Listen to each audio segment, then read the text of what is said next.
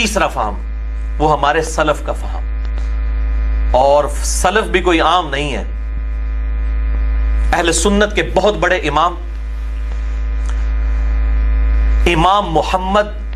بن اسماعیل بخاری رحمہ اللہ تعالی المتوفى 256 ہجری کے سب سے لائق ترین شاگرد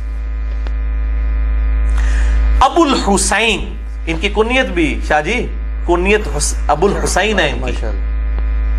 اور واقعی حسینی والا انہوں نے کام کیا۔ ابو الحسین مسلم بن حجاج قشیری، قشیریہ ایران میں ایک علاقہ تھا، وہاں کے رہنے والے تھے، رحمہ اللہ تعالی وعلیہ السلام، المتوفى 261 ہجری۔ ان کا میں فہم بتانے لگا ہوں۔ امام بخاری کے شاگرد ہیں اور الحمدللہ اہل سنت کے امام ہیں، جن کی یہ صحیح مسلم شریف ہے۔ ان کا فہم صحیح مسلم میں انہوں نے مقدمہ لکھا، وہ میں نے پورا مقدمہ پڑھایا ہے، مسئلہ نمبر 36 اہل سنت پاک .com ہماری ویب سائٹ پہ۔ تو یہ ان کا میں فہم ورڈ بائی ورڈ، وہ اپنے شاگرد نے جب ان کو مشورہ دیا کہ آپ کو ایسی کتاب لکھیں کہ جس کتاب میں صحیح الاسناد احادیث جمع ہو جائیں تاکہ عوام الناس کے لیے آسانی ہو جائے، تو انہوں نے اپنے شاگرد کے جواب میں مقدمہ لکھا، اور وہ مقدمہ صحیح مسلم کا حصہ ہے، بلکہ پہلی جو 92 روایات ہیں نا وہ مقدمے کی ہیں۔ 93 نمبر روایت حدیث جبریل ہے، جہاں سے کتاب الایمان شروع ہوتا ہے، تو پہلی 92 روایتیں جو ہیں وہ مقدمے کی روایتیں ہیں، اور اس میں انہوں نے بڑی ڈیٹیل سے گفتگو کی ہے۔ ان کے شاگرد ہیں ابو اسحاق، وہ اس سے گفتگو کرتے ہوئے مقدمے میں لکھتے ہیں، اور یہ مسلم کا حصہ ہے جی، یہ الگ سے نہیں چھپا ہوا، صحیح مسلم کا حصہ ہے۔ اور میں اسی لیے کہتا ہوں کہ مسلم شریف کو باقی ساری اہل سنت کی کتابوں پہ اس اعتبار سے جو مین سٹریم کی کتابیں ہیں، بخاری، ابو داؤد، ترمذی، نسائی، ابن ماجہ، اس پہ فوقیت حاصل ہے کہ امام مسلم نے خود مقدمہ لکھ دیا ہے کہ صحیح حدیث کیوں ضروری ہے۔ اسی تو میں نے پورا لیکچر دیا ہے، ضعیف الاسناد اور من گھڑت احادیث کے فتنے کا تحقیقی جائزہ، اہل سنت پاک .com پہ، مسئلہ نمبر 36۔ تو یہ امام مسلم سلف، ان سے بڑا کون سلف ہوگا؟ ان کا فہم لکھتے ہیں صحیح مسلم میں کے مقدمے میں، وہ کہتے ہیں، اے میرے شاگرد ابو اسحاق، جب تم نے مجھ سے اس عظیم کام کی فرمائش کی، یعنی میں صحیح مسلم لکھوں، تو میں نے سوچا کہ اگر میں اس کام کا ارادہ کر لوں اور یہ کام پایہ تکمیل کو پہنچ جائے تو اس کا فائدہ سب سے پہلے بطور خاص مجھ ہی کو حاصل ہوگا۔ اس کے اسباب بہت ہیں، مگر ان کے ذکر سے یہ تمہیدی گفتگو لمبی ہو جائے گی۔ مختصر یہ کہ اس پختہ طریقے سے تھوڑی مقدار میں روایات کو یعنی احادیث کو تحقیق کے ساتھ مرتب کرنا زیادہ آسان اور فائدہ مند ہے بجائے بہت زیادہ روایتوں کے جمع کرنے کے۔ ان کے زمانے میں کئی لوگوں نے 20-20 30-30 ہزار روایتیں بھی جمع کی۔ امام مسلم نے ان کے اوپر باقاعدہ تان کیا ہے کہ یہ ضعیف روایتیں بھی جمع کر کے تو امت کو فتنے میں ڈال رہے ہیں۔ تو امام مسلم اس چیز کے خلاف تھے، اور پھر انہوں نے کہا اسی میں مقدمے میں کہ صحیح حدیثیں کم ہیں جو ضعیف روایتیں بیان کی جائیں۔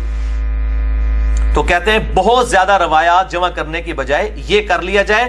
بطور خاص عوام الناس کے لیے۔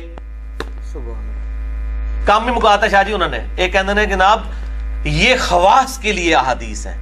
امام مسلم کو اب یہ ٹیچ کر رہے ہیں۔ امام مسلم نے جو اپنی کتاب میں لکھا وہ مسلم کا فہم ہی ہمیں دکھانا ہوگا، اپنے مولویوں کا نہیں دکھانا ہوگا فہم، یہ کسی اور کا۔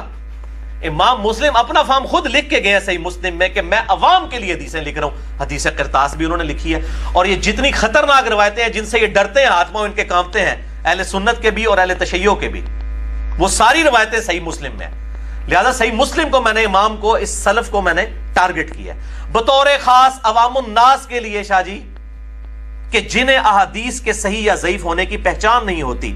جب تک کہ ان کی رہنمائی کوئی دوسرا نہ کر دے۔ وہ کہتے ہیں ان بیچاروں کو، اور وہ اتنے للو پنجو ہیں کہ ان کو پتہ ہی نہیں چلتا صحیح ضعیف کیا ہے، ان کے لیے صحیح مسلم لکھ رہا ہوں، ایک اندر بیان نہ کرو۔ کیوں نہیں شاہ جی؟ اے بھی شاہ جی نے،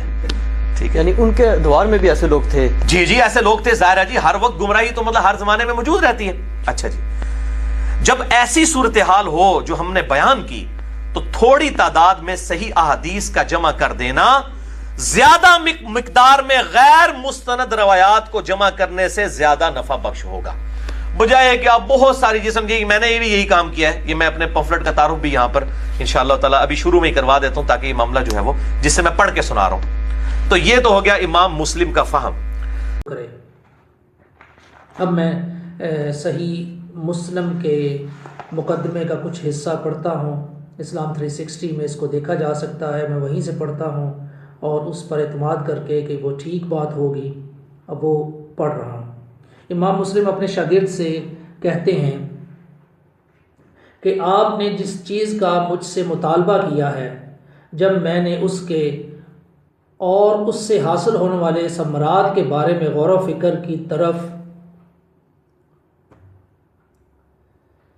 رجوع کیا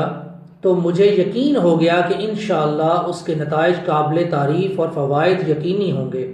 اور جب آپ نے مجھ سے اس کام کی زحمت اٹھانے کا مطالبہ کیا تو مجھے یقین ہو گیا کہ اگر مجھے اس کی توفیق ملی اور اللہ کی طرف سے اس کے مکمل ہونے کا فیصلہ ہوا تو پہلا شخص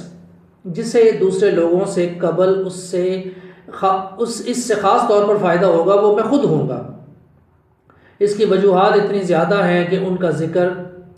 طوالت کا باعث ہوگا، البتہ اس کا خلاصہ یہ ہے کہ ان خصوصیات کی حامل کم احادیث کو محفوظ رکھنا اور ان میں اچھی طرح سے مہارت حاصل کرنا انسان کے لیے کثیر احادیث کو سنبھالنے کی نسبت زیادہ آسان ہے، خصوصاً عوام میں سے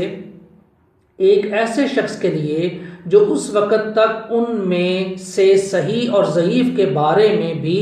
امتیاز نہیں کر سکتا جب تک کوئی دوسرا اسے اس فرق سے آگاہ نہ کرے۔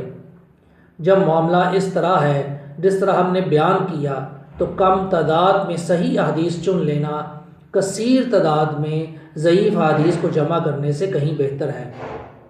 یہ بات اپنی جگہ درست ہے کہ بہت سی احادیث کو اکٹھا کرنے اور مقرر احادیث کو جمع کرنے کے بھی کچھ فوائد ہیں، خصوصاً ان لوگوں کے لیے جنہیں اس علم میں کسی قدر شعور اور اسباب علل کی معرفت سے نوازا گیا ہے۔ اللہ کی معیشت سے ایسا انسان ان خصوصیات کی وجہ سے جو عطا کی گئی ہیں کثیر احادیث کے مجموعے سے فائدہ حاصل کر سکتا ہے۔ اب اگلے بات جو ہیں وہ بہت امپورٹنٹ ہیں، لیکن جہاں تک عوام الناس کا تعلق ہے جو شعور و معرفت رکھنے والے خواص سے مختلف ہیں، وہ کم احادیث کی معرفت سے بھی عاجز ہیں، تو ان کے لیے کثیر احادیث کے حصول میں کوئی فائدہ نہیں۔ میں دوبارہ پڑھ دیتا ہوں، لیکن جہاں تک عوام الناس کا تعلق ہے جو شعور و معرفت رکھنے والے خواص سے مختلف ہیں، وہ کم احادیث کی معرفت سے بھی عاجز ہیں، تو ان کے لیے کثیر احادیث کے حصول میں کوئی فائدہ نہیں۔ یہ